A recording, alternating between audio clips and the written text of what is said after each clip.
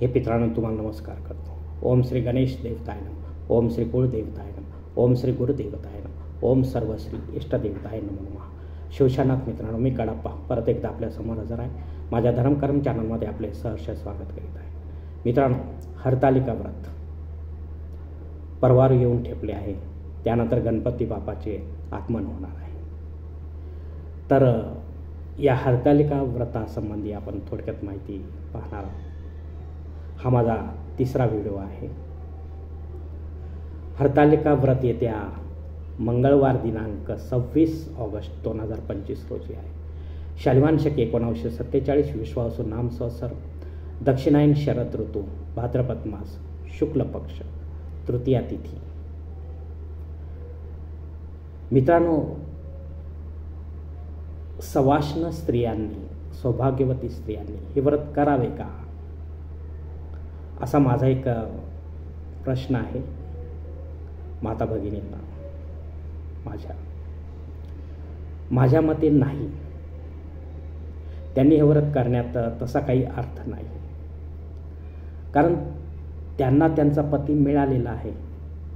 विवाहापूर्वी त्यांनी या व्रताला सुरुवात केली असेल तर त्यांनी हे व्रत सलग 13 वर्षापर्यंत केले आहे का, असा स्वतःला प्रश्न विचारावा।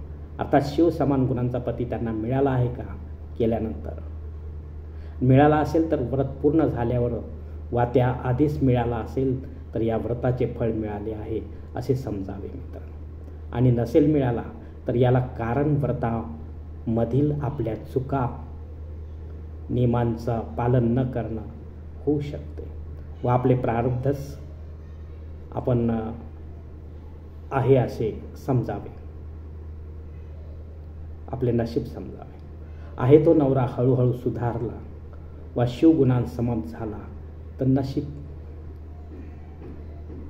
अन्यथा त्यांच्या वैवाहिक जीवनात सुखदुःख त्यांच्याच प्रारब्धानुसार, आपल्या कर्माने जे बनते प्रारब्ध, संचितमधून प्रारब्ध घेऊन आपण जो जन्म घेतो त्यानुसार आहे। प्रेम, विवाह सुख, शरीर सुख, संतती सुख, धन धान्य समृद्धी, नोकरी व्यवसाय, मतभेद, वाद, भांडणे, ताटातूट दोघांमध्ये, रोगराई, मृत्यू, या सर्व गोष्टी मित्रांनो प्रारब्धानुसारच घडणार आहे, यात शंका नसावी अजिबात। विवाहित स्त्रियांनी या व्रताचे आचरण केले तर त्यांच्या जीवनातील दुःखाची तीव्रता मात्र थोडी कमी होऊ शकते, ही थोडीशी या ठिकाणी शक्यता आहे। त्यांचा पती सुधारू शकतो, हे आपण या ठिकाणी विचारायचे। तेही पूजा विधान विधिवत नियमात राहून संपन्न झाले तरच, अन्यथा नाही मित्रांनो।